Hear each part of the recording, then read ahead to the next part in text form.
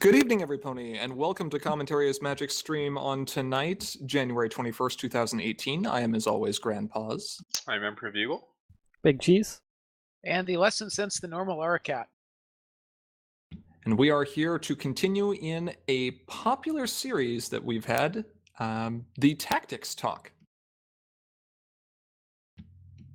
Bugle, tell us a little bit about what Tactics Talk is designed to do. So you might have heard the word tactics floating around. Think of it as the opposite of strategy. Strategy is your long-term plans, which in card games is usually aggro, control, or whatever, and it's how building your deck is part of your strategy. But the tactics is more short-term. It is, what do I need to do right now? How do I win this battle that is this turn? Or maybe even, how do I set up for the next turn? You're not looking for the grand scheme. The grand scheme is obviously to win. The small scheme is, how do I get advantage right now? Yep, so far we've done, I believe, a pair of episodes on Tactics Talk, one of which was featuring mulligans and whether or not you should take them. And the other was talking about... Faceoffs. Right. Problem faceoffs. Whether or not to start a problem faceoff. Yeah. So what the goal of these tactic talks is to take a specific subject, in this case, Troublemaker faceoffs, and look at some examples to show people at least our thought lines about what to do in a specific situation. And audience participation is pretty big for these. We do like presenting the situation and seeing how other people would address the situation before we give our own thoughts. So if you think you know the answer, and it's going to be yes or no for all of these, basically, feel free to shout out. Yep. And just before we dive in here, a big thank you, of course, to everyone who has been participating in the Coco tournament online. It has been a huge success so far. I believe, Ara, did we just get the last match reported? Correct. All right. About 20 minutes awesome. ago. So it's been good, and we will have new pairings for the next round coming up later this evening. Well, I suppose technically first thing tomorrow morning.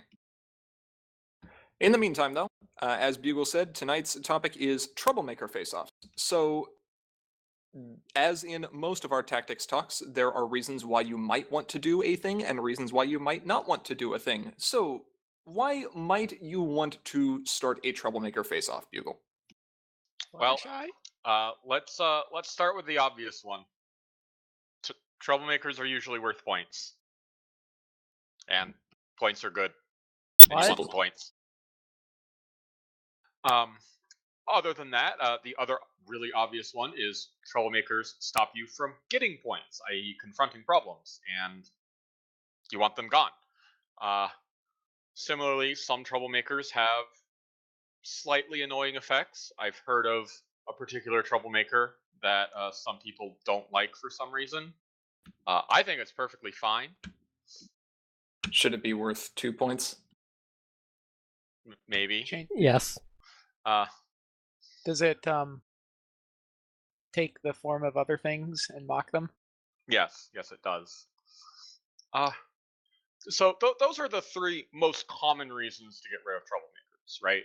Just they're troublesome and they're worth points. However, there are a few more advanced reasons.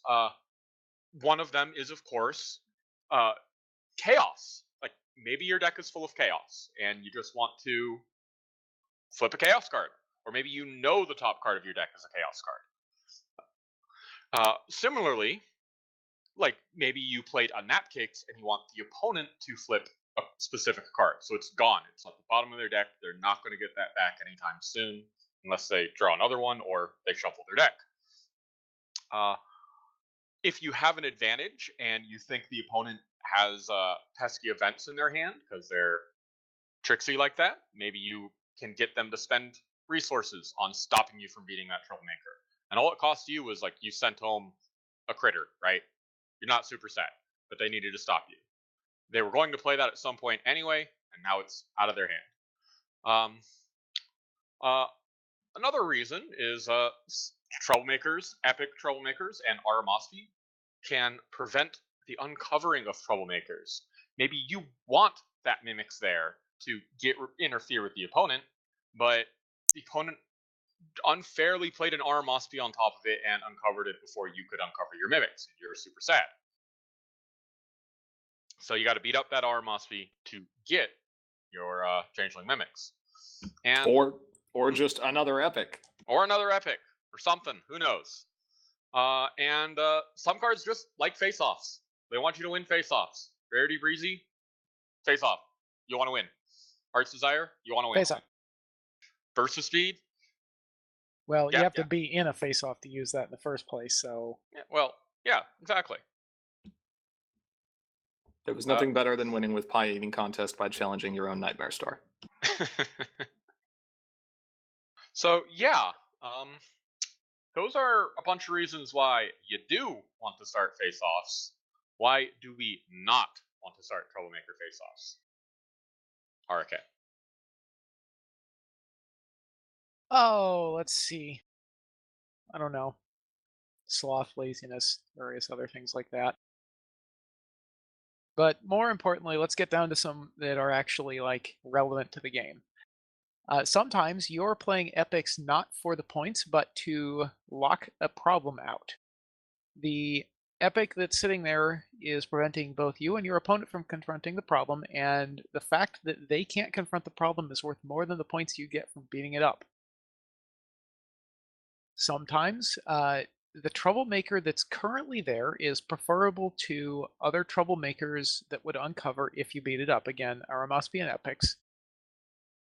If the next thing down is, I don't know, Nightmare Moon or Nightmare Star, and you have 8 cards in your hand, you probably don't want that to uncover. Pretty much anything with Nightmare in its name. Yeah. Or Changeling Mimics. I mean, that's basically Nightmare. It is. Nightmare Mimics. You obviously should not challenge if you are going to be at a significant power disadvantage, and losing the face-off is not advantageous for some other reason. If challenging and getting stuff sent home would cost too much for you to recover, such as Storm King, Luna Midnight, etc., that would be another reason to not challenge if you can't stomach the cost of losing. Some other reasons might be your opponent has things prepared at the Troublemaker's problem. Giving them AT to do stuff, probably not a great idea. If you know what's on top of your deck and you want whatever you would be flipping, well, don't challenge. If your opponent flipped things with chaos during prior face-offs, and you know they've been stacking the deck, whatever's on top of their deck is probably not fun for you. I mean, they'd probably appreciate it if you started the face-off, but you might not have a good time there either. And one special case here is if a Starlight Glimmer Chrono Trigger is sitting at a problem and has been there for a while and has a fair amount of stuff banished underneath it, you might prefer that she blows up rather than beating her up and just losing all those cards.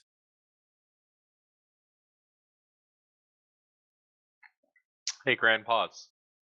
What's another example that you might not want to challenge a Troublemaker? Oh. I know this one. I know. Go ahead, Ara. Why might I not want to challenge a Troublemaker? Okay, so the full title for this is Tactics Talks Troublemaker Face-Offs, or Why You Don't Challenge Troublemakers When the Opponent Has a Flip Professor Twilight and 20 AT. I think that one's winnable. You should bear in mind the main that your opponent has and not fight losing battles. Don't do it. It's a bad time. And not go into a face-off being down potentially 40 some power. Yeah, it's probably not great. Don't worry. I'll handle it. Okay.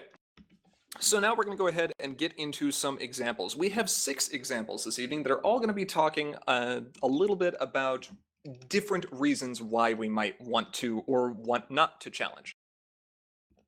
So we'll go ahead and get the image up for the first example, and I will have Cheese explain our layout here for how we have cards organized on the screen, because it can be a little confusing if you haven't seen this before. So this is going to be similar to our previous one, the Banker Knot.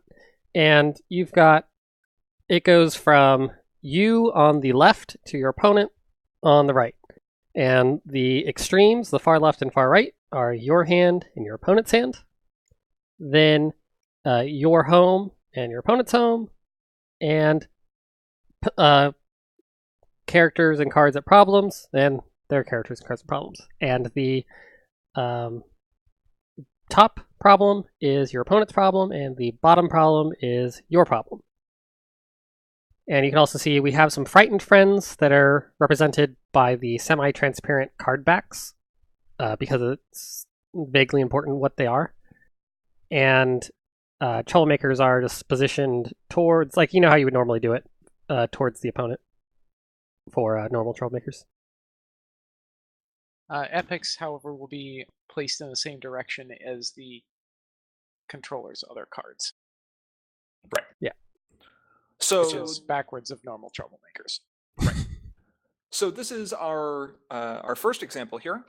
Basically just taking a look at what we've got.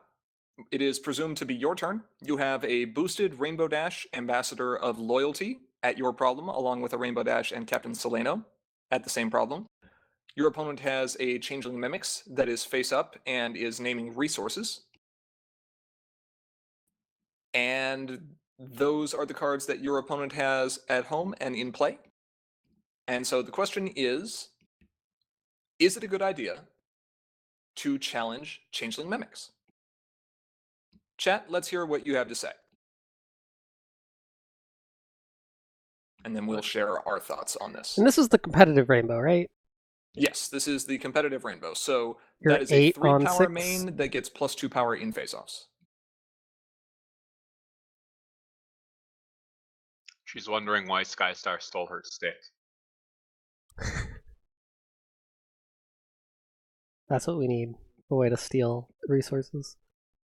One exists, just not in core. Heh. Well, remember, Rayler, dilemmas are also resources when you play them, but they enter play as problems. Yeah, so it's actually not nice. The Changeling Mimics calling resources here is actually pretty awful for you because it makes those dilemmas cost 4 and 5 respectively. And then you've got it trashed, but 4 is a pretty steep price to pay to shut stick off. I don't know. Personally, just on the grounds that that's a Changeling Mimics, I'm just going to try to beat it up just on principle because I hate them. That's fair. Well, you're also going into it with 11 power. Yeah, you're 11 power versus 6 against a deck that is not likely to flip a tremendous card. At least not in terms of its power, especially with one stick in play. Yeah, Richard says with both competitive there, 11 versus 6 before the flip. Yeah, this is pretty straightforward. You're in a good position to challenge. You're up by a lot, and even if you lose the face-off, Dash things. Right. Oh no, Rainbow Dash gets sent home and then exhaust to move back up for free.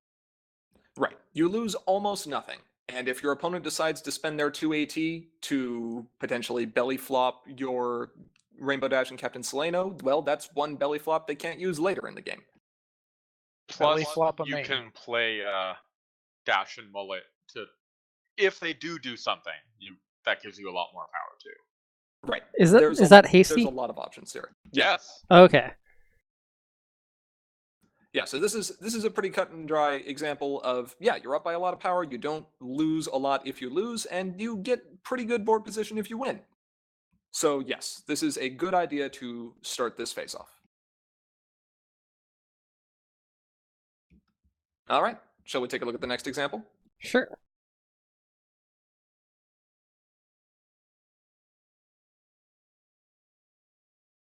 What do we got here?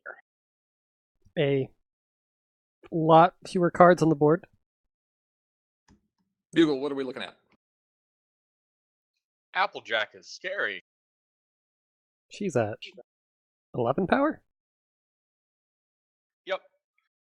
That +8 is intended to be on the Applejack there. It's not like the 4 that was on the problem. Yes. Yes. Oh, That is an wow. Applejack with 8 counters on it. She Wow. has been fighting some villains. Just randomly burning on Best Princess here. Wow. I mean, I'm not complaining that there was a 4 on the problem. So I think you were. So you've clearly not been having a good time. You are down to 1 card in hand, the card that you drew. It's not very helpful to you. Catajack probably just hit the board last turn, leaving you with just a photo finish and a stick. And Applejack says, "Yum, Nightmare Star. I want to win this." What do? Chad, let's hear what you have to say. Your opponent is at 13 points with no action tokens. You're at 11 points with 5 action tokens because it is the start of your turn. Yeah, it's the start of your turn, and all you've got there is that 1 photo finish against that poor Nightmare Star. Only has twice photos power. Wait, hold poor on. Nightmare Star. I know this one. You start to face off and then play 3 bursts of speeds and then I don't think that deck ran photo finish. didn't run bodyguards either. What's your point? Or DJ. It probably would run bodyguards. It did run DJ. Or stick? Oh man, now I have to go look at Peck with bodyguards. Oh, Why did that- you do this to me, Aura? That deck. Aha! Okay. We'll give Chad a little bit more time to Well, compose Grandpa's their is thoughts. sitting here cursing my name for the... Man, I'm running out of fingers here.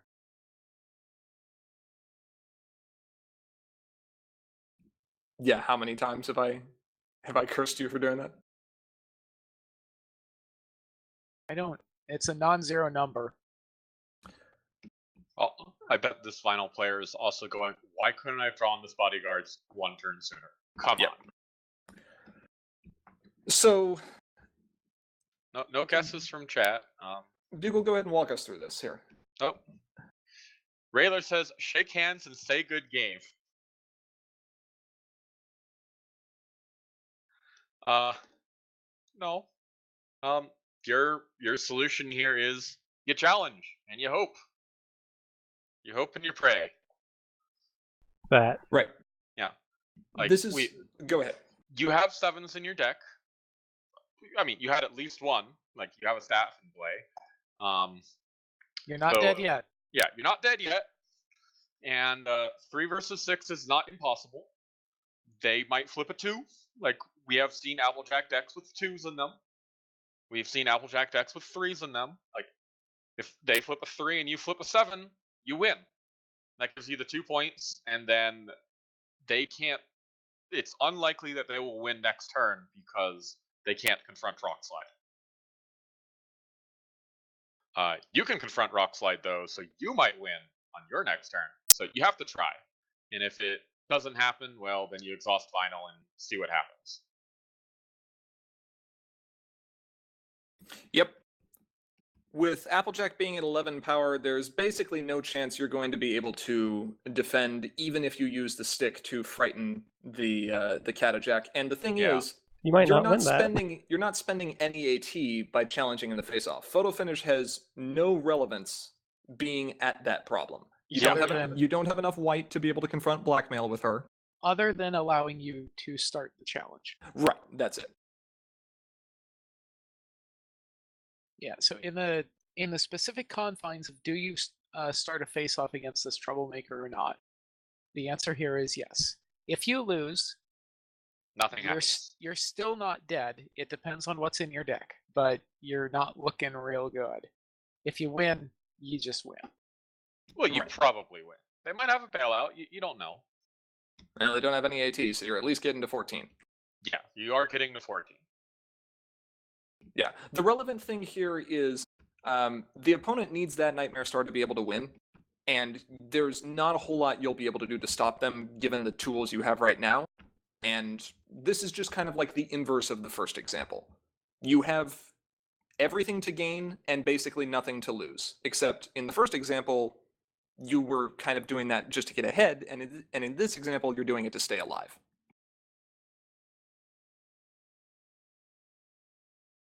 All right, let's take a look at the next example.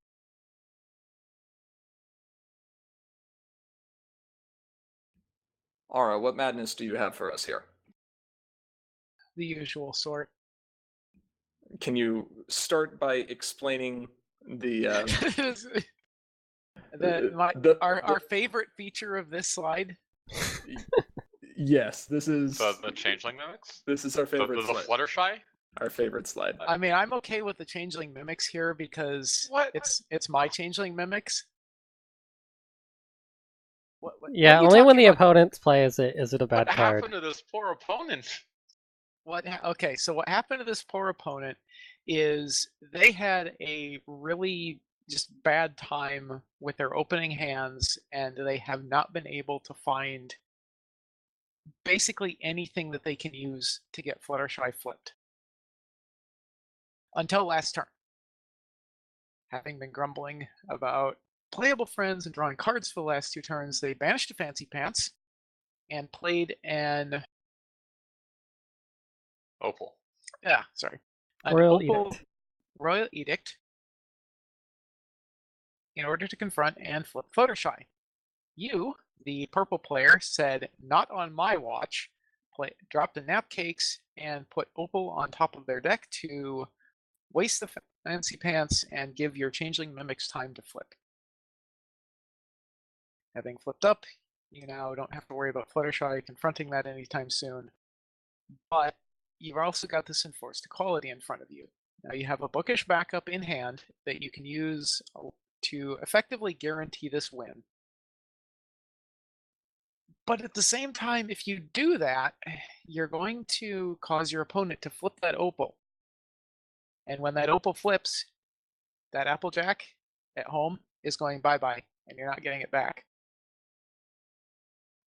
That Applejack at home, if it sticks around for a turn, is going to unlock a lot of really fun stuff that you could play, like, say, that Factory Jack, or the Big Mac, and eventually the Desert Road, and you can just make your opponent's life miserable here, is where I'm going with this.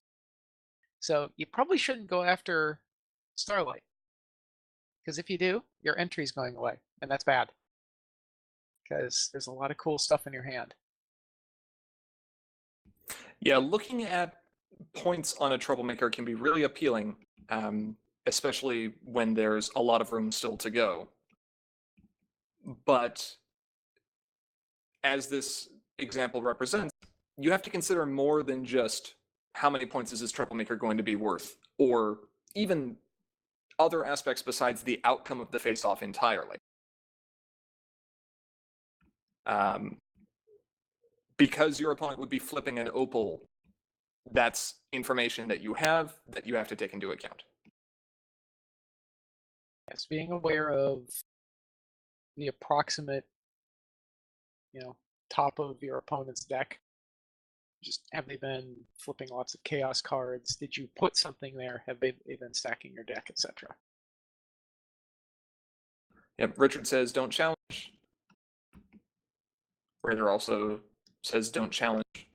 This is a good point to bring up. I'm not picking on you, Railer, but when you are starting a Troublemaker face-off, you are challenging that Troublemaker. When you are meeting a problem's requirements, you are confronting that problem. I always say confront the Troublemaker. Lots of people do. And you are always wrong. Just like how everyone says, flip my main. You don't do that. Or flip a Troublemaker. You don't do that either. You turn them over.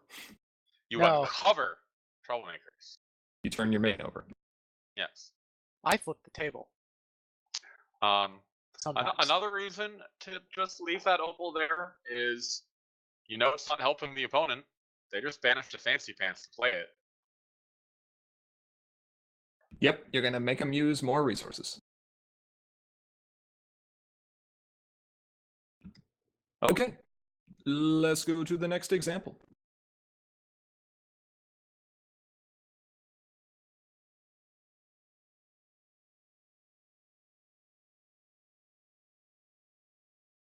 Okay.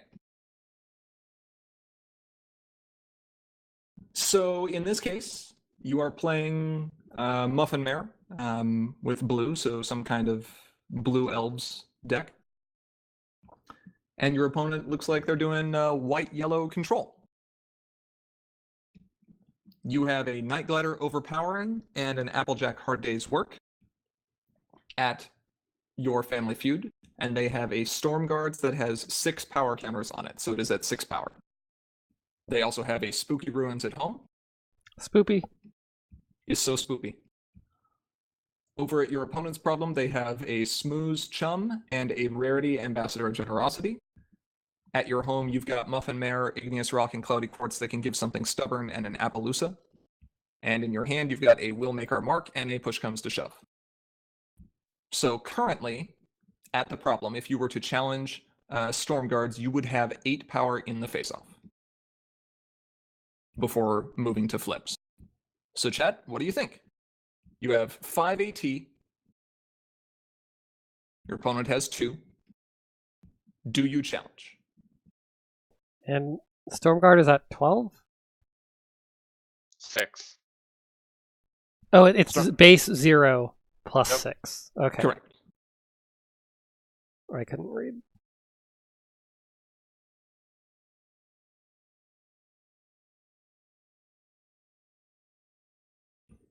Okay, so Railer says hold off a turn to move something up and drop the Troublemaker by 1 and get more power on your side. And that is definitely an option.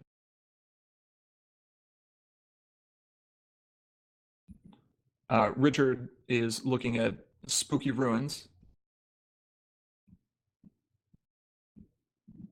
And that is a card that is very relevant here because it will prevent you from flipping a card in the face-offs. We have not seen any 2s, only a 3 and a 4, and A 0.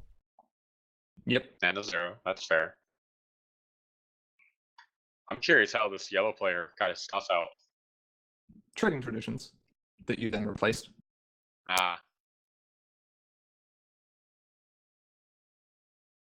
You do not have a friend with the immediate ability, other than Igneous Rock and Cloudy Quartz, which can make something stubborn. So this is kind of a niche example, but it is something that you want to be aware of. You do not always have to challenge Troublemakers during the Troublemaker phase.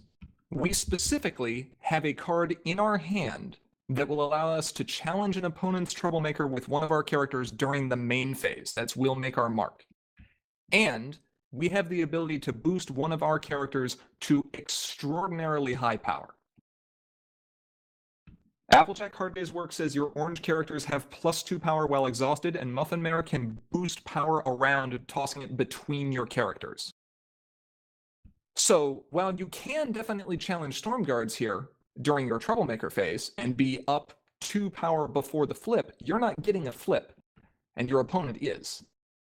The better option here is likely to pass to your main phase, use Muffin Mare, boosting Applejack's power, play Push Comes to Shove to put a rock token into play over the other problem, then exhaust Hard Day's Work to boost the power of that rock token, which will give it enough to confront even past the Calming and Eccentric, and then play Will Make Our Mark and banish that Will Make Our Mark with Igneous Rock and Cloudy Quartz to give your Hard Day's Work stubborn. It's a very kind of complex loop, but it just teaches you that you should be aware of other ways that you can start face-offs. And the first opportunity isn't always the right one.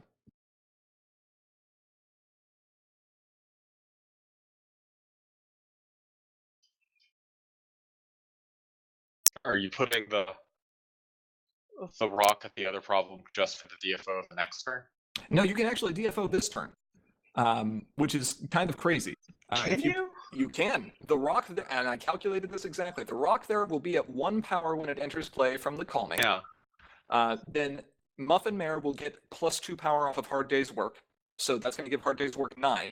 You exhaust Hard Day's Work, that brings her up to 11, gives 11 power to your 1 power rock token. That's your 12. That's fair. And the Right, cool thing, well, and the cool thing here is I'm this not actually. seeing any cards on our discard, so I can't actually use Igneous Rock.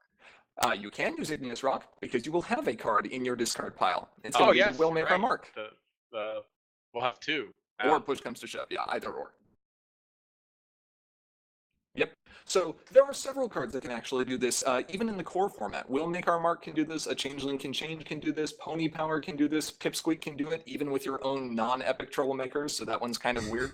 It's time to be awesome! What was the name of that deck? It's Time to Be Awesome can do it with all your characters. That was working as intended. Yeah, Working as Intended. That was a great deck. So yeah, look for other ways that you can beat up Troublemakers if you have options for them. They can be handy. Let's go to the next example.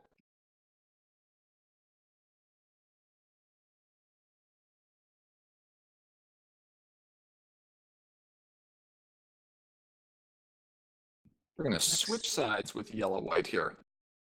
It's an Next amazing cutie mark. Took a piece of paper and like a label maker and stuck it to the card. It does look like a label maker. My cutie mark is making labels. I'm sure that is the cutie mark. Okay, so there's a couple confusing things in the setup here, or I'll walk us through it. Okay. As we mentioned earlier, your opponent has a Storm King at your problem, and you have a Queen Chrysalis Vicious Vengeance that you've played there previously. That's currently face down and has not yet flipped up. Because your opponent owns the Storm King, you have a Tree Hugger Calming Auditory Therapy that can confront through it.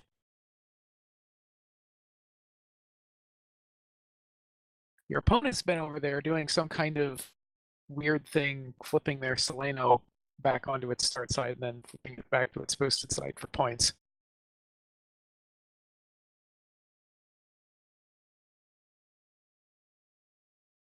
So Storm King is worth a bonus of 2, and you're at how much power there?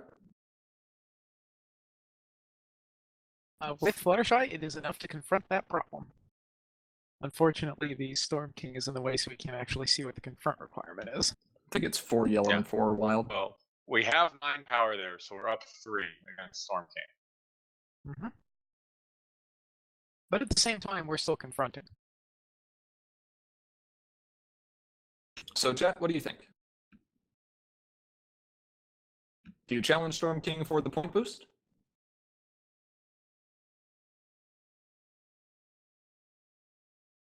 Do you challenge Easy as Pie? Oh yeah, you're exhausting Fluttershy too. Confront. What is that? I've never actually played her. She's fun. You should try it. She is fun. She just sits at home all She day. does. Exactly. And holds sticks. And holds sticks. She solves problems from home with the power of a stick. By poking them with a stick. Yes. Okay, Rayler says he would so go after the Storm King. So Rayler's going all out. I should also point out you've got a DJ and Octavia there, plus the cutie marked rarity, so that's showy 3 in total. Plus Storm King. Yeah, so ain't no opposing characters getting moved there Thank Yeah. you. What does that cost for right less now? than 3. And if they're moving main phase, then it's costing them 6. Wait, 1, Seems 2, fine. 3, 4, 5, 7. Yeah, 7. it's kind of expensive. Seems fine. And if they play something, then you get unicorn tokens. That Okay. never happens. Your opponent is at 7 points, you're at 6 points. You've got 418. Ara, tell us, what would you do in this situation? I'm not going to touch it, Okay, and why are you not going to touch the Storm King? because if Storm King goes away, next turn, Vicious Vengeance is going to uncover. Her on-uncover effect is move all characters here home. So, all that time that you've spent building up there and just making this impossible wall for your opponent to deal with, all gone.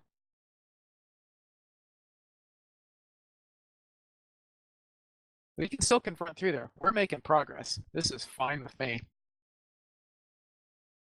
At some point, you do need to stop your opponent. Well, because they're not currently confronting, but they need to not confront in the future. Right, they would actually need to spend 3 AT just to move their Rainbow Dash over to Griffinstone. Or play a friend, Richard says hold and confront. And I think we would agree here. You are Man, only one. you You're make only them one pay point down. You should be making them pay for it. You got a beaker hearts there. I mean, that's true. You can make them pay for it. I'm honestly surprised that pirate ship is even exhausted and not dismissed. Earl and Mare.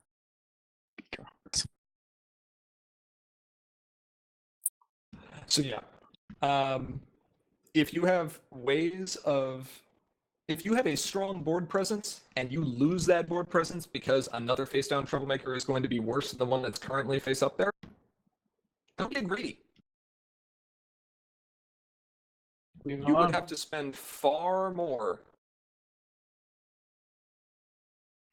Rattler, Tree Hugger Calming Auditory Therapy is automatically letting us confront through the opponent's Storm King every single turn. She says opposing troublemakers can't prevent you from confronting this card's problem. And what does Repulsor Blast do? It's an event that says that troublemakers don't prevent you from confronting problems until the end of the turn. Okay, so you could double confront if needed. Correct. Well, Yeah, not this turn probably, but that's an No, important. you could do it this turn. You could do it this turn. You probably wouldn't want to, but it is something to look at. You might be down 1 point right now, but you and your opponent are each gaining the same number of points each turn, and you are in a much better board position. So you can kind of break the stalemate whenever you want. Your opponent likely doesn't have the same luxury. The one thing worth noting here is, I believe you do end up having the ability to start a DFO, and if you think you can actually make that connect and your opponent won't mess with it, you know, if Vicious Vengeance flips up after the DFO, that's fine. Nothing's there. So, it's a little bit of a yes and no. If you don't think you can make the DFO, then probably not. If you do think you can make the DFO, you might as well get the points for it. Yep. there's still maybe some benefit to just having them spend more resources to try and do something just for you to blow it up a later turn. But yeah. Yeah, your opponent isn't losing a substantial amount here. You might want to try to milk the situation for everything you can. DFOing this turn is hard. I don't think you can DFO this turn. You can. You only need to move up Yummy to too many Fluttershies, and then play That costs you Repulsive Blast. 3. Or you can play Yeah. the Oh wait, Repulsor you can- Blast and play the spoons. Yeah, that's what I was looking at. And plus this means that there's a spoons. You don't have Spoons. the yellow to confront off of just Tree Hugger.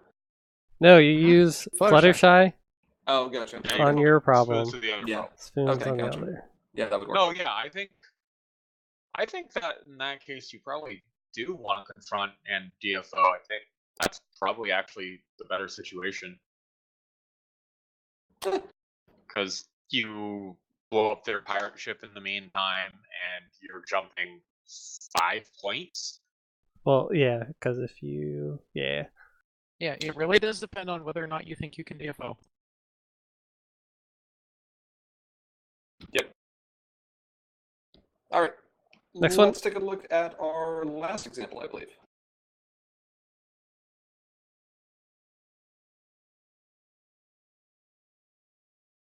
Okay. We've got Storm King again, but this time it looks like it's BRB against Capper something.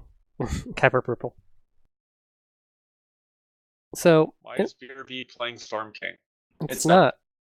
That's Capper's Storm King. It's Capper's it's facing friends. the owner. Yeah. That's wrong. Nope. So in this case, we've got, I think that is 8 power on the opponent versus the Storm King, and they have an Octavia Harsh Judge that is currently naming Berry Punch and Orange Swirl. And you've got... You couldn't have got it to where she's holding the Berry Punch and Orange Swirl on the card. It would have been very small. I could have, but... And in hand, you've got a Berry Punch and Orange Swirl and a Belly Flop, but you can't use it. So like you could belly flop your Berry Punch and Orange Swirl, I guess, or something. That'd be the only thing you'd want to, really, to get rid of one of their things. But you can't do the ultimate play right now, the fun play. And you've got 2 power versus Storm King 6. Oh, and then you also have Selena Blue, who, in case you can't read her text from here, is immediate, exhaust this card to draw 3 cards and put 2 cards on top of your deck. Right, so Navy Tiger, again, we are specifically focusing on the Troublemaker face-off question. Do you face off, yes or no? There are obviously other cards involved, but you can't just give a Troublemaker and a problem setup in a vacuum. You gotta look at the other tools that you have.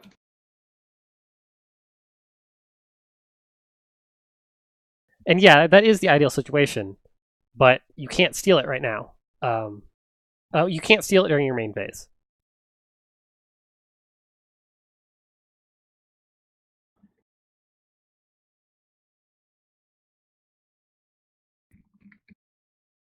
Discord's chaos is Flicker the Friend. What is it? It's Portal a friend. Yeah, Portal a Friend. When this card is flipped, Portal a Friend. When you flip this card, banish a friend, then put that friend into play or something like that. Yeah. Yep.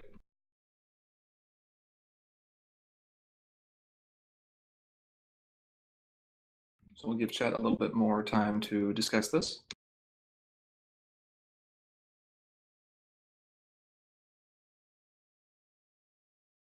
I wonder what Capper got back from his discard pile. Probably some purple cards. Nothing. He flipped nothing but odds. Terrible. Yeah, You he mean he is can't- running at least 2 off cards in his So, deck. what you're saying is that Capper can't even. Yes, that is what we're saying.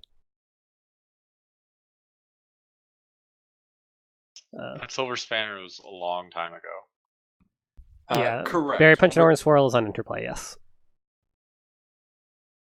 I'm pretty sure Richard has got it. Yeah, I think he's got the answer as well. OC, original character. Original character, do not flicker. Yes.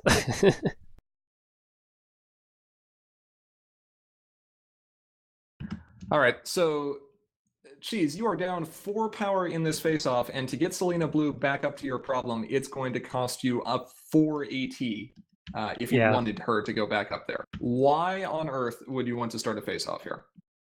Well, because I like to flip cards, especially cards that have chaos on them.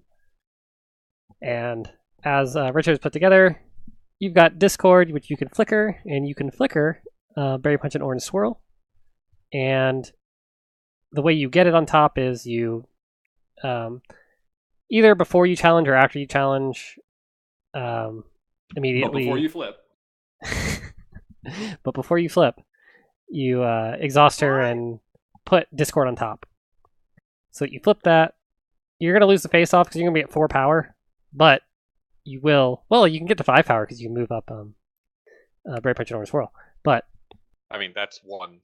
So you can... Well, you will also... Oh, and you'll exhaust her. You'll also gain control of the plaid stripes. Let us not forget this. Oh, yes, you will.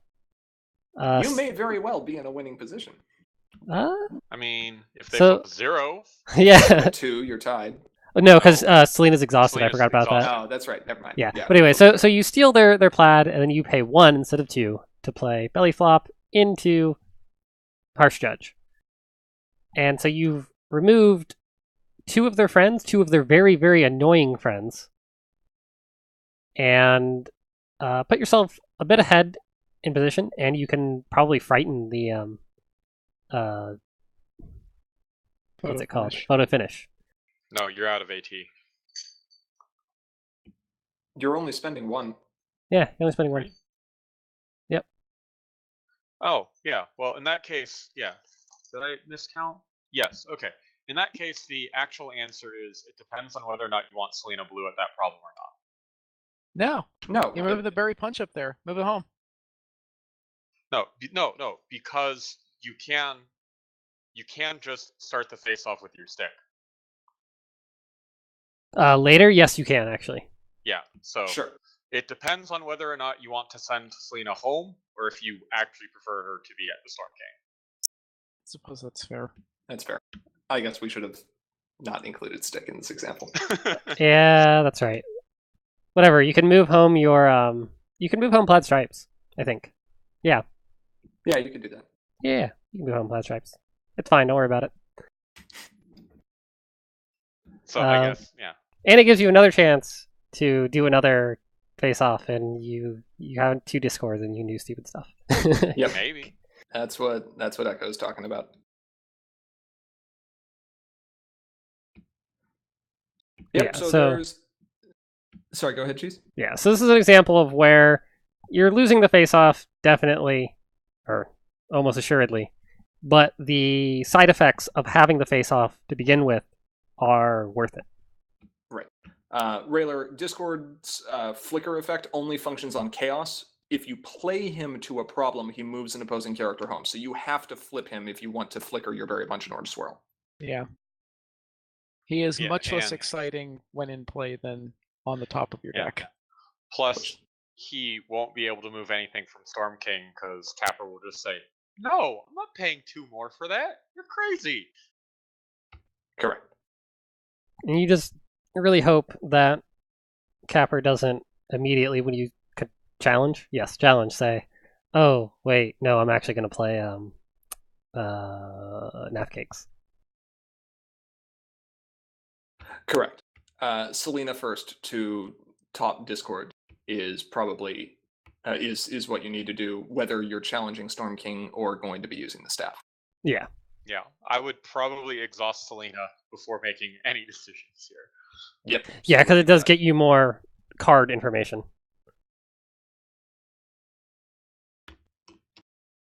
Yeah, maybe you want Selena to be free from the Storm King's clutches, so you just want to send her home. I mean, I have sent characters home from Troublemakers I didn't like in the past.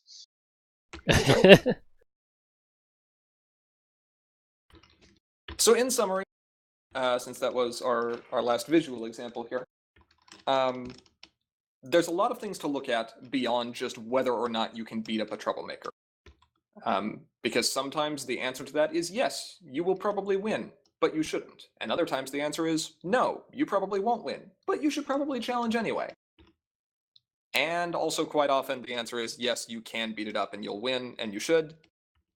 And the answer is no, what are you thinking, you fool? Your opponent is a Professor Twilight with 20 AT, and I don't care how many flips you have in the face-off, you're not winning this. Why did you just do that?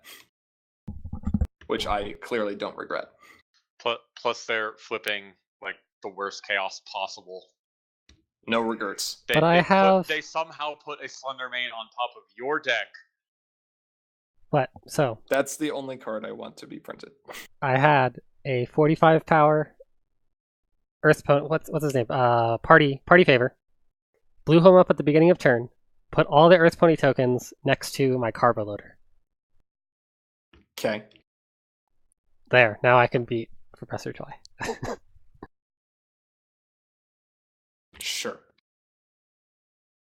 Your deck is empty. You're playing against Moonlight Sonata. That's not Professor Twi for some reason. It's a bad version.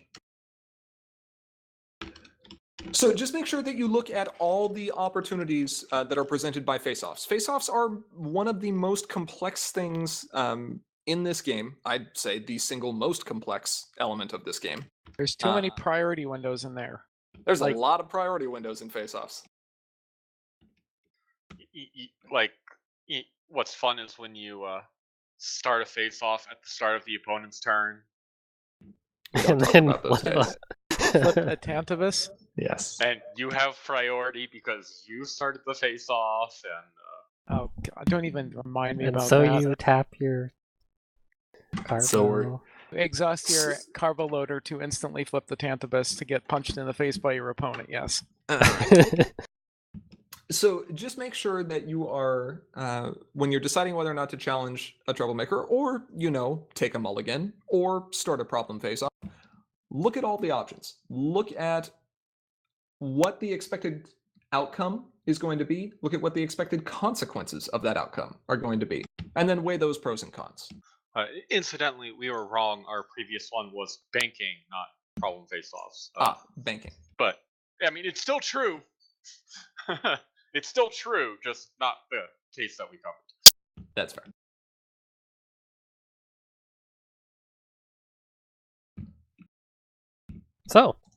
So, any news? How did first rounds of Coco go for everybody? Yay! I like Coco-licious. I like tournaments. I like sticks. I do like sticks. I think I played a stick. No, I didn't play a stick. My opponent played a stick, and I never removed it. Did it work out for you? It did work out. Just barely. Yeah, just barely actually, but. Well, just as a reminder again to all of our players, the next round of Coco will be going up sometime within the next 5 hours here. Potentially as soon as when we push a few buttons, but Yeah, we got a lot of work done last time to automate everything, so should be pretty fast. And next week, when we have the third round for Coco, we will also have the signups going up for Coco number 2, because every Coco is going to be a 3-week tournament. despite what Challenge says. Despite what Challenge says. Challenge. Yeah, they for some reason refuse to accept that you might want to have a short tournament. That people have stuff to do and don't want to sit there for the entire, what's it say here, 19-round tournament? That's the option. You can go to 19 rounds. The base is 5. Yeah, no. Well, no, actually the base depends on the number of players. So if you have 8 players, it'll Yes, the base for let you ours be right 3. now is 5. Yes, and it will complain about going to 19 rounds or something. So yeah, we're not going to do that because I'd like to play more than one deck a year. Thanks. No, you wouldn't. You're not even You just- playing. I was good playing the same deck you just for want like to play the same deck multiple times over the course of the year. That's completely different. I think what was how long did I play Pile for like a year and a half? It was at least a year and a half. I mean, I could just pull Mosh Pit out and wait. That's not core legal. Nope. Oh well, And- DQs every round. Fun match. Anyway, that will about wrap up our discussion on the topic of Troublemaker Faceoffs for today. We would like to give a big shout out to all of our patrons on Patreon. Thank you so much for your regular support. And if you are not currently a patron, but you enjoy what we do, please do consider donating, because doing so will give you some awesome rewards like the ability to vote on polls to determine what future videos we produce, a chance to share your own deck creations to be reviewed live, and even the ability to challenge members of Sim or other patrons to featured duels, potentially using some wacky rules. Speaking of polls, by the way, what was the outcome of last week's poll? To Skystar Chicken, never don't Skystar Chicken, or always never Skystar Chicken? The outcome of last week's poll is it is still open for another week. There is still time to vote. Skystar Chicken, yes or no? We're currently 2 Never. always to 1 never. Never, never, never, never, never. Always. If you have comments or questions that you'd like to send our way, or if you're just interested in hearing about what we're working on for the future, cough, cough, villain challenge, cough. There are many What's ways. that? It's like we've been working on that or something. It is like we've been working on that. I'm really excited to talk about that soon. What No. are villain challenges? I have never heard of this new and inventive format made by Interplay. I have no comments for that. I have comments for that, but ask me in person. There are many ways you can stay in contact with us, though. We have our Patreon, as we mentioned previously, but we also have a Facebook page. We're on, which is facebook.com/commentaryismagic. We're on Twitter at CIM_CCG. You can email us at commentaryismagicteam@gmail.com, and patrons at or above the $5 per month level get access to our Slack channel. You can chat with us whenever you want. Ping us all. We will do our best to answer. If you are looking to watch any of our previous videos, including tournament recordings for many tournaments over the last almost 3 years now, you can find them on our YouTube channel, which is linked in the sidebar. And please make sure to subscribe as well so we can get our channel URL fixed. With that, we would like to give a big thank you to each and every one of our viewers, both here now and watching this recording later. Next week, we are going to be continuing with another popular series we have, Deck Discourse, where we highlight some of our deck creations and some of our patrons' deck creations as well. I believe we'll have at least 2. Does that sound right? I believe we have 2.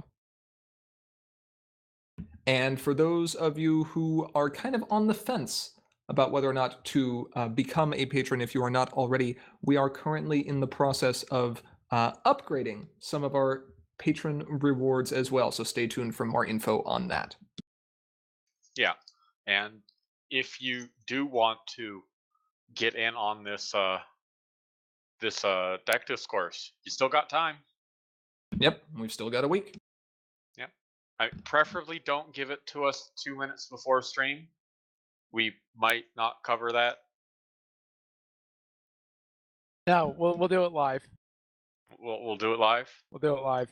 Random deck, go. But it's a Anyway. 17-card deck, and 12 of them are Marvelous Marvelous Chapeau. Chapeaus. Who needs 12 Marvelous Chapeaus? Man, we're recycling some memes here. Yes, we are. We are meme recyclers. We are, as always, Commentary is Magic. I am, as always, Grandpaws. I am Emperor Bugle. Big Cheese. And I'm laughing too hard to answer. He's Aracat. And we'll see you next week for Deck Discourse and some patron deck reviews. Bye-bye. Bye. Bye.